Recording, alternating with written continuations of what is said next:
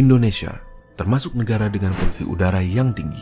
Polusi adalah zat yang mempunyai efek berbahaya atau beracun pada lingkungan. Apakah kalian tahu bagaimana polusi mempengaruhi badan kita?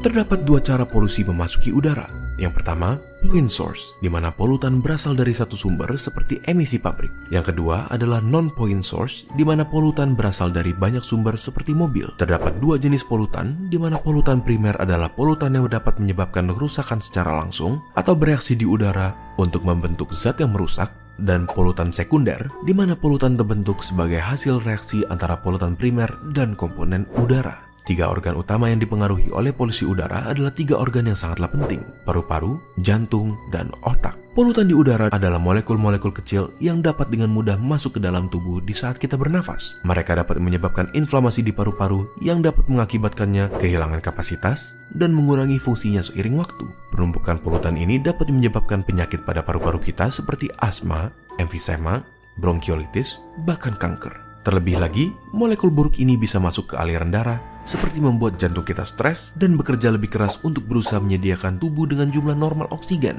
Molekul-molekul ini bisa menyebabkan inflamasi dan konstriksi pada pembuluh darah, yang bisa juga menyebabkan stroke jika pembuluh darah yang terlibat berhubungan dengan otak. Selain itu, molekul-molekul ini bisa memecahkan plak yang sudah terbentuk sebelumnya di pembuluh darah akibat pola makan yang tidak sehat dan mengakibatkan blokir pada pembuluh yang terlibat. Hal ini dapat menyebabkan kondisi yang mengancam nyawa seperti serangan jantung maupun stroke. Biasanya, mereka yang rentan terhadap masalah kesehatan akibat polusi udara adalah mereka yang mempunyai kondisi pada jantung dan paru-paru, ibu-ibu hamil, pekerja di luar ruangan, orang tua, anak di bawah umur 14 tahun, dan atlet yang berlatih di luar ruangan. Jadi, bagaimana cara kita menghindarinya? Berikut adalah 5 tips dari WHO. Pertama, batasi berjalan di jalanan yang sibuk, dan jika membawa anak kecil, angkat mereka supaya berada lebih tinggi dari posisi knalpot. Kedua, batasi menghabiskan waktu di daerah yang ramai kendaraan seperti lampu merah. Ketiga, jika kalian berolahraga, lakukanlah di daerah yang lebih tidak berpolusi. Keempat, batasi penggunaan kendaraan seperti mobil di hari yang berpolusi tinggi. Dan yang terakhir, jangan membakar sampah karena asapnya dapat merusak kesehatan kita. Udara merupakan faktor yang terpenting dalam kehidupan. Namun dengan perkembangan pembangunan fisik di perkotaan dan banyaknya industri-industri, ini menyebabkan kualitas udara menurun. Yang tadinya segar, sehat, menjadi kotor, kering, dan tidak sehat tentunya. Hal ini harus menjadi perhatian khusus dan mendapat pengendalian secara cepat. Karena dari menurunnya kualitas udara ini menyebabkan kehidupan terganggu. Yang pertama, kehidupan manusia, terutama di bidang kesehatan, kehidupan hewan dan tumbuhan. Menurunnya kualitas udara ini disebabkan oleh pencemar udara. Pencemar udara adalah masuknya zat-zat ke dalam udara. Zat-zat ini berupa gas-gas dan partikel-partikel kecil. Dalam proses masuknya pencemar udara, ini ada dua, yaitu secara alamiah maupun dan secara aktivitas manusia itu sendiri. Dalam pembahasan ini bertujuan untuk mengetahui secara umum mengenai udara itu sendiri, permasalahan-permasalahan di dalamnya dan pengendaliannya. Sumber-sumber pencemar udara. Pencemar udara memiliki dua sumber. Yang pertama sumber alamiah dan kedua sumber aktivitas manusia. Yang pertama sumber alamiah. Sumber alamiah bisa kita lihat seperti Gunung Merapi, gunung meletus maksud saya, kebakaran hutan dan lain sebagainya. Yang kedua itu aktivitas manusia. Aktivitas manusia ini menyumbang banyak sekali gas-gas pencemar ke udara. Karena banyak sekali aktivitas manusia itu. Seperti yang pertama aktivitas transportasi, kedua aktivitas industri, sampai kepada aktivitas persampahan, baik itu dari proses dekomposisi dan pembakaran. Yang pertama aktivitas transportasi.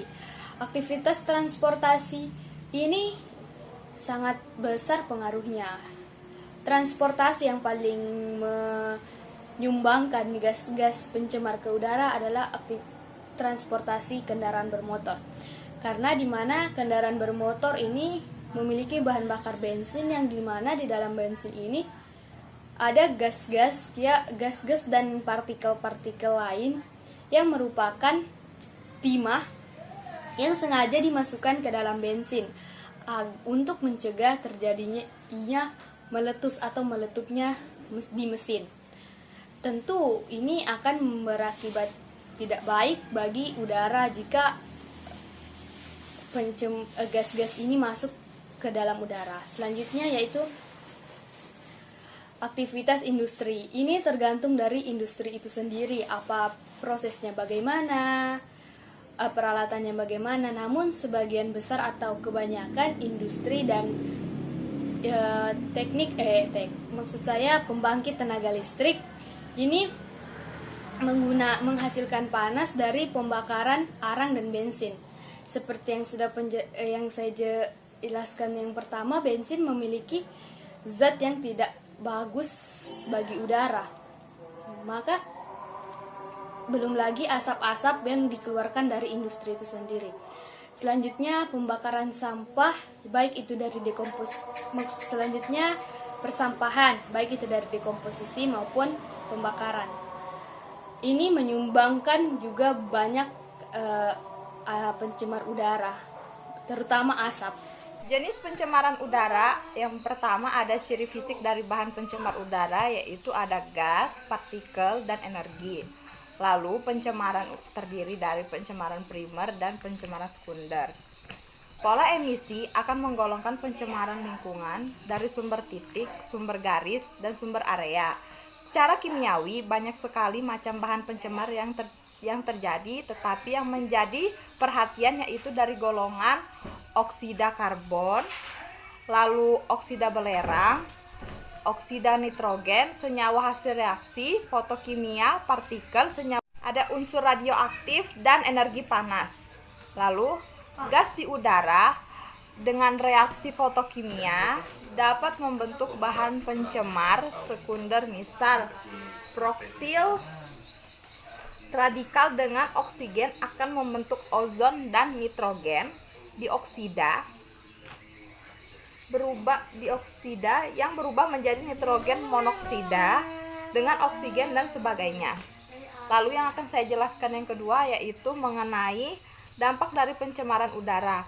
Dampak dari pencemaran udara yaitu menyebabkan penyakit pernapasan kronis seperti bronkitis. Lalu ada emfisema yaitu penggelembungan organ. Lalu pencemaran gas yang terlarut dalam udara dapat langsung masuk ke dalam tubuh sampai ke paru-paru dan pada akhirnya diserap oleh sistem peredaran darah. Intinya dari pencemaran udara akan menimbulkan kerusakan organ pada manusia yang menghirupnya. Selanjutnya, saya akan menjelaskan mengenai peraturan perundang-undangan tentang pencemaran udara, yang dimana upaya pengendalian pencemaran lingkungan khususnya udara masih bersifat sektoral, baik legislatif maupun institusinya. Peraturan perundang-undangan dalam kaitannya dengan upaya penanggulangan pencemaran lingkungan yang bersifat nasional adalah Undang-Undang Nomor 4 Tahun 1982 tentang ketentuan pokok pengelolaan lingkungan hidup. Beberapa pasal peraturan tentang upaya pengendalian pencemaran, misalnya yang diterapkan yaitu terdapat ada 3 sektor. Yang pertama, sektor industri, yang kedua, sektor pertambangan, yang ketiga, sektor transportasi. Sehingga teknologi pengendalian pencemaran lingkungan merupakan suatu upaya yang dapat dilakukan melalui sumbernya, yaitu meliputi pengendalian pencemaran debu, partikel, gas, dan buangan asap kendaraan bermotor. Jadi, pengendalian lingkungan merupakan suatu usaha yang perlu dilengkapi dengan usaha teknik pengendalian agar sesuai dengan fungsinya. Selanjutnya, saya akan menjelaskan mengenai partikel. Partikel merupakan polutan udara primer, yaitu polutan yang mencakup 90% dari jumlah polutan udara seluruhnya, yang dimana polutan ini dapat dibedakan menjadi 5 atau didasarkan menjadi 5 kelompok. Yang pertama, karbon monoksida, yang kedua, nitrogen oksida, yang ketiga, hidrokarbon, yang keempat, sulfur dioksida, dan yang kelima yaitu partikel. Sehingga sumber polusi yang utama berasal dari transportasi. 60% dari polutan yang dihasilkan terdiri dari karbon monoksida dan sekitar 15% hidrokarbon. Toksisitas kelima kelompok polutan tersebut berbeda-beda, yang dimana menyajikan relatif masing-masing kelompok polutan tersebut. Ternyata polutan yang paling berbahaya bagi kesehatan manusia adalah partikel-partikel yang diikuti berturut-turut NOx sama SOx, hidrokarbon, dan yang paling rendah toksisitasnya adalah karbon monoksida. Nah, di sini saya akan menjelaskan tentang jenis dan sifat dari partikel itu sendiri. Dalam pencemaran udara yang menyebabkan polusi udara itu biasanya terjadi karena partikel-partikel yang berada di udara tersebut. Dan ini adalah masalah serius karena harus segera ditangani agar pencemaran udara tidak semakin meluas. Dan berikut saya akan menampilkan beberapa jenis contoh partikel-partikel di udara yang menyebabkan pencemaran udara itu sendiri.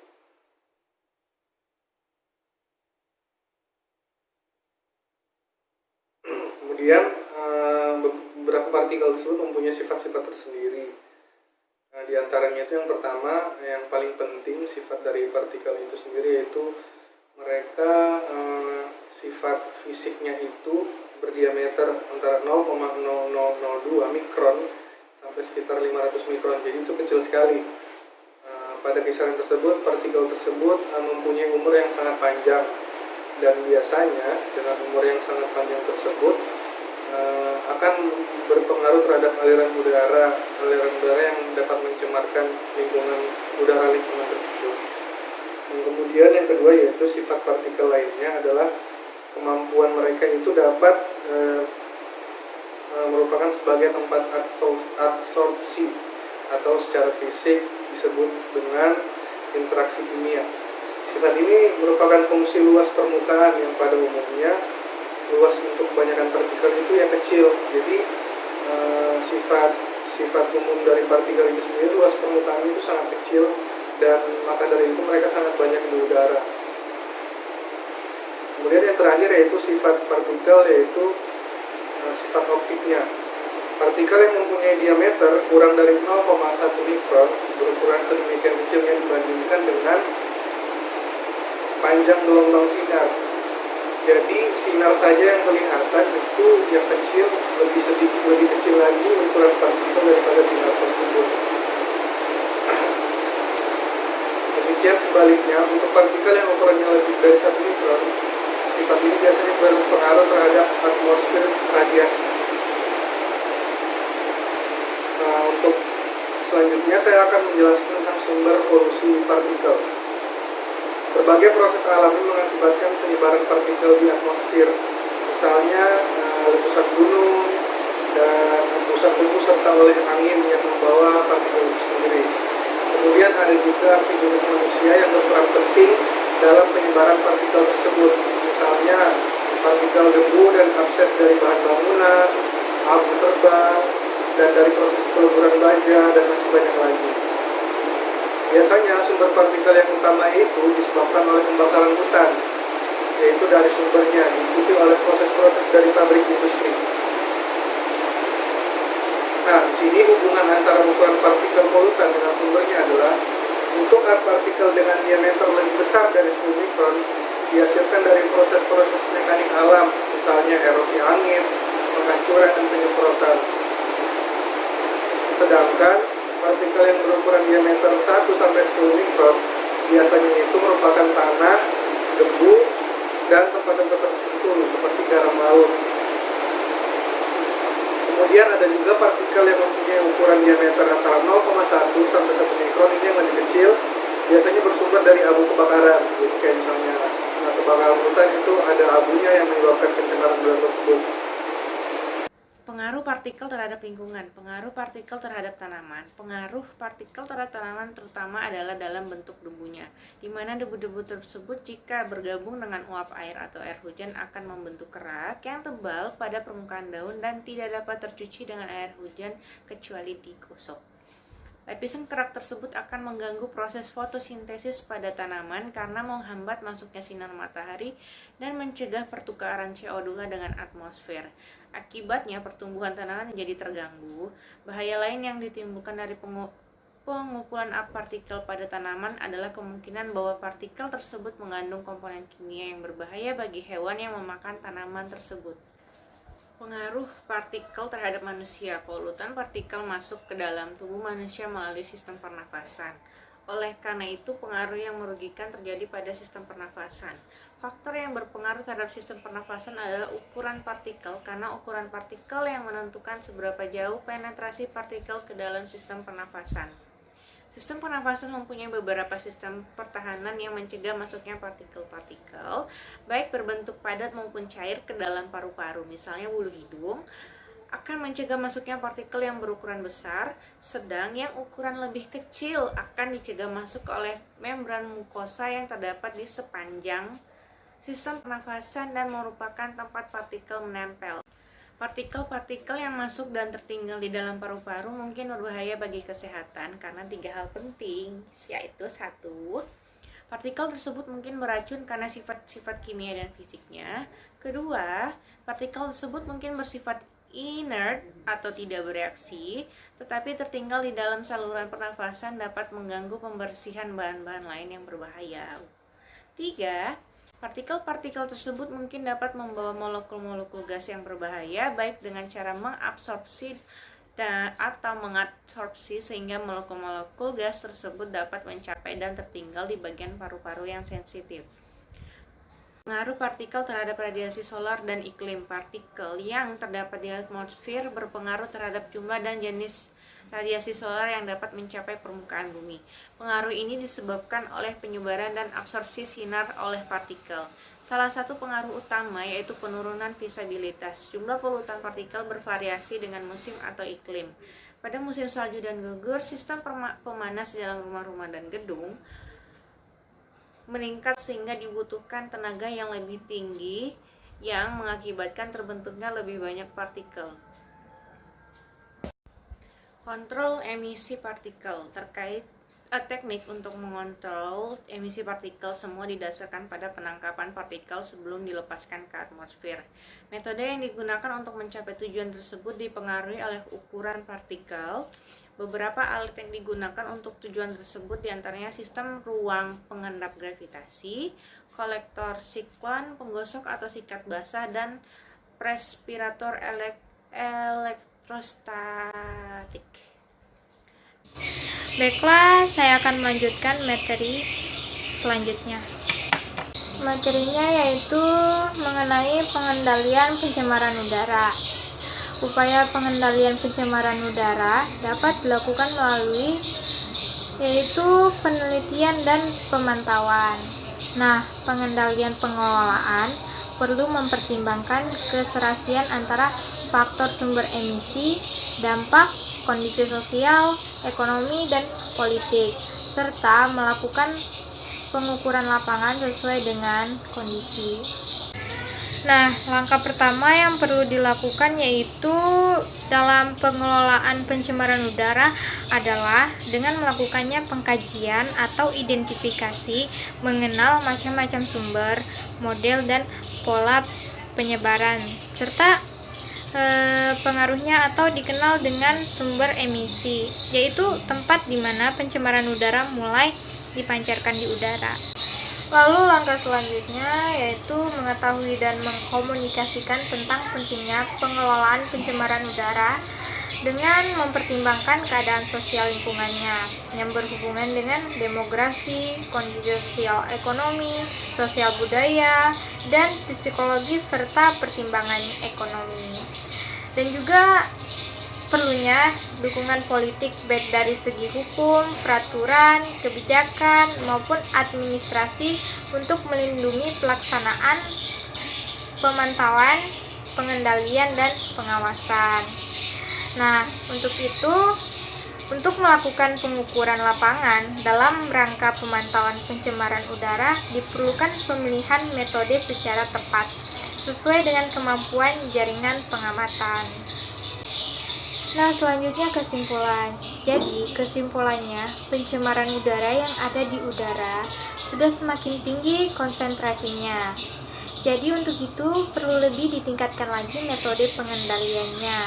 Peningkatan dan modifikasi alat dan metode itu sangat diperlukan untuk memperbaiki kualitas udara. Jadi, kesadaran akan perlindungan terhadap lingkungan juga sangat diperlukan demi terciptanya lingkungan yang bersih dan sehat.